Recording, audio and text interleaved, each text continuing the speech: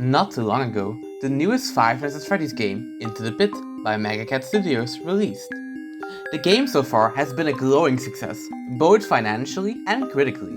To celebrate the game's success, Mega Studios themselves opened a fan art gallery, putting the creative side of the FNAF community on full display. And one of those art pieces in the gallery was actually made by me. Yep, this fella. And this drawing, well, is a perfect translation of the theory I'm proposing to you guys today. It's a theory I've heard surprisingly not many people talk about, even though the Into the Pit game heavily implies the storyline through multiple minigames and details. But let's take a step back. What am I actually talking about? Well, let's look back at the game that started this rabbit hole in the first place. Into the Pit by Mega Studios is an adaptation of a short story with the same name. The story follows our protagonist Oswald, who struggles with his current life, living in a dead town. One day, he dives into the abandoned ball pit in Jeff's Pizza and ends up in Freddy Fazbear's Pizza, back in 1985. But discovering this gateway to the past has the unfortunate consequences of a monster from the past following him home and taking his father's place. Throughout the game, Oswald has to constantly come back to the ball pit every night to try and find clues of his dad's whereabouts. If you want a more detailed summary of the Into the Pit short story, check out one of my previous videos where I cover this topic. I also discuss my opinion on the time-traveling ball pit in this video, so be sure to check out this video if you're interested in my opinion on this. But today, we aren't focusing on the main narrative of Into the Pit. Instead, we're focusing on a story that's told in the smaller details. Throughout the game, Oswald is able to collect multiple parts that can be used to fix old arcade machines in Jeff's Pizza. Fixing these arcade machines makes you unlock multiple optional minigames. These minigames have classics like Frogger but you're a pizza, that awful one with Balloon Boy in space, YouTuber bait, and that one puzzle that made my friend stop smoking. If I beat this, I'm quitting smoking. I don't know why that came to my mind. I don't smoke. But the most interesting minigame, and the focus of today's video, is the minigame Collect the Hats. In this minigame, we play as Balloon Boy, again, who is tasked to collect 5 party hats. As Balloon Boy, we have to jump from platform to platform while avoiding purple-colored cannons. Collecting all 5 hats makes an exit door appear. But what is peculiar is that when you finish the minigame with all 5 party hats, you don't unlock the alternative audio you unlock from finishing other minigames. It's like the game is telling us we didn't really beat this minigame. That's where the 6th party hat comes into play. There is a way to make Balloon Boy glitch through the wall in the minigame. This is similar to the Happiest Day minigames we see in FNAF 3. Balloon Boy first passes a room with 3 party tables, then a room with 5 bouquets of balloons that pop when Balloon Boy walks past them. In the final room, we come face to face with Purple Guy himself, swinging back and forth the 6th party hat above a pit, while a 2-second timer counts down. If you're lucky enough, you're able to collect the 6th party hat and finally beat the minigame, getting 6 out of 5 hats. So, what does any of that even mean? Well, maybe we have to wind back a bit to find out where else we see these party hats in the game.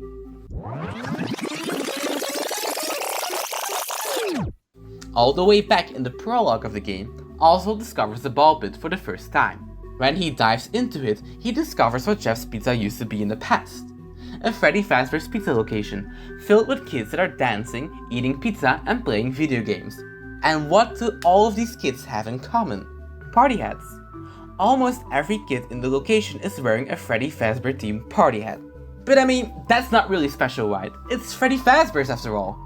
Of course it will be filled with party hats and balloons and colorful drawings on the walls. This establishment is constantly used for birthday party events. Of course it's gonna be filled with party related props. But there's one more important event where we see these party hats. Something happens in the location while Oswald is there. Kids and parents are screaming and running out of the establishment. But Oswald doesn't want to leave. He wants to make sure his friends are okay. A yellow rabbit beckons to Oswald, asking him to follow him. The rabbit leads Oswald towards a party room. Once Oswald opens the door, he's confronted by the sight of 6 dead children. The missing children incident. We only see the children for a split second. But if you go into the files and brighten up the image of the children, you can see that all of them are wearing party hats. This isn't even the first time the missing children incident is connected back to the party hats. In the original story, the children are also specifically described to be wearing Freddy Fazbear themed party hats. And in the Help Wanted minigame Pizza Party, which also shows a recreation of the missing children incident, the animatronics in the backstage area are all wearing party hats. This means we can logically tie these 6 party hats of 6 victims back to the 6 party hats we see in the Find the Hats minigame. There's already a clear visual similarity between both events, since both depict 6 things where one of them is different. With the missing kids we see in Into the Pit, the 6th kid is depicted with a different color pants, while in Find the Hats, the 6th party hat is intentionally separated from the other 5 hats. But now the question is, if we assume this is the missing children incident, who exactly is the 6th victim? For a while, people assumed that the 6th victim in the original short story was a mistake made by Scott. We assumed that somehow Scott didn't know what half a dozen actually meant. But both the graphic novel and the new Into the Pit game reinforce that there are indeed 6 children. So that leaves the question, who exactly is this 6th child? The only thing we know so far is that this child is different from the others, meaning there is something that separates this child from the other victims. The most obvious conclusion people came to was that the 6th victim is Charlie Emily, the puppet. Not only is Charlotte constantly paired with the other 5 victims, like her being part of Happiest Day, or being part of the memory plushes in Help Wanted, the gravestones in FNAF 6, the black and white appearance of the 6th child could even be a callback to the way Charlie is depicted in the security puppet minigame. She would be separate and different from the others, because she died at a different point in time. She would simply be depicted here as part of the MCI to symbolically represent all of William's victims so far in time. But I don't think this kid is Charlie, even though it would make the most sense from an overall thematic standpoint when we take other games into consideration. When it comes to Into the Pit as a story specifically by itself, it doesn't really make much sense. To explain my reasoning, we have to take a look at a different minigame, the Fetch minigame. In Into the Pit, you can find 3 secret minigames in the ball pit world by doing pretty random tasks, like clicking on a gumball machine until you fall asleep, calling your mom, and the last one is found by using a voucher on the prize machine in the past. This will unlock a minigame based on the short story Fetch. In the minigame we play as someone, probably Greg from the original story, but I don't know, I'm not really sure. Anyways, this character is walking around in what looks like a Freddy Fazbear's Pizzeria. We can find out exactly where he is by making a layout of the map. Putting all the rooms together makes us find out that this is the exact same layout as the one from Jeff's Pizza. Golden Freddy is even in the exact same spot where we find him in the ball pit world. During the minigame, we have to collect 6 red balloons that are spread all over the pizzeria. A counter is shown in the corner of the minigame to show us how many balloons we've already collected. When we collect the 6th balloon, the number turns from white to purple.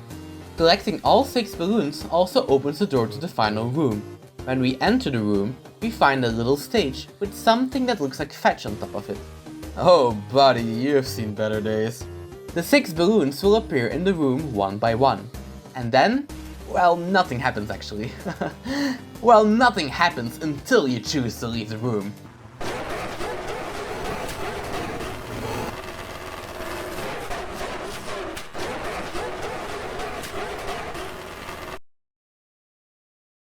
So, well, how does this change anything? Well, the minigame uses the number 6 again, 6 balloons to be exact, with the 6th balloon standing out once more because it makes the counter turn purple instead of white.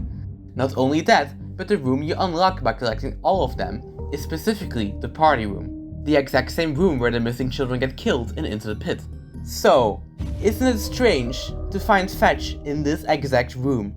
In the original short story, Fetch is found by Greg in the prize counter. But for some reason, in this minigame, he's present in the room of the murder, which can only mean one thing. The 6th victim is Andrew.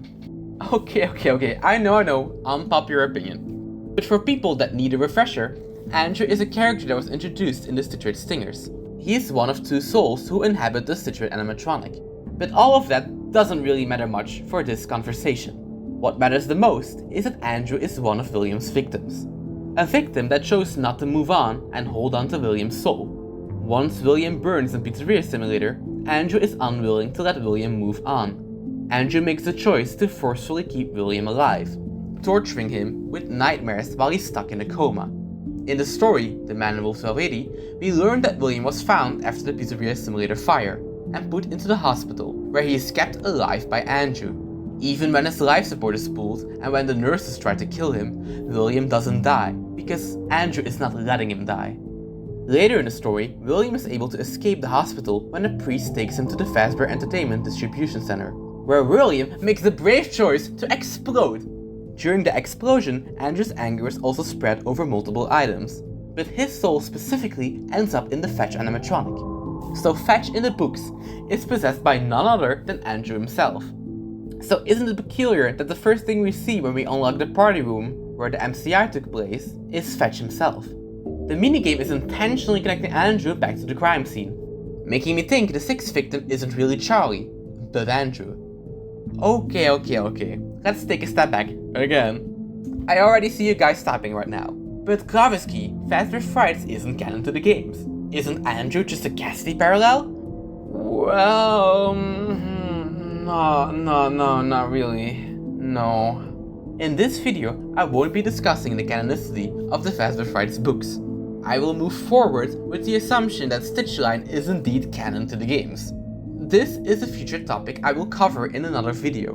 But if you want to understand my standpoint, I heavily recommend you to check out Mr. Deskfan's video on the same topic. He does a great job summarizing my thoughts on the book canonicity debate, so be sure to check him out. Secondly, no. Andrew has never really been a Cassidy stand-in, and this game further implies that. In the Fetch minigame, where we see Fetch being possessed and attacking a child, we also see that Golden Freddy is already possessed himself, meaning that Andrew and Cassidy, the one possessing Golden Freddy, coexist alongside each other. Also, if Andrew was really the Frights timeline version of Golden Freddy, why would there be a need to introduce a sixth victim in the first place?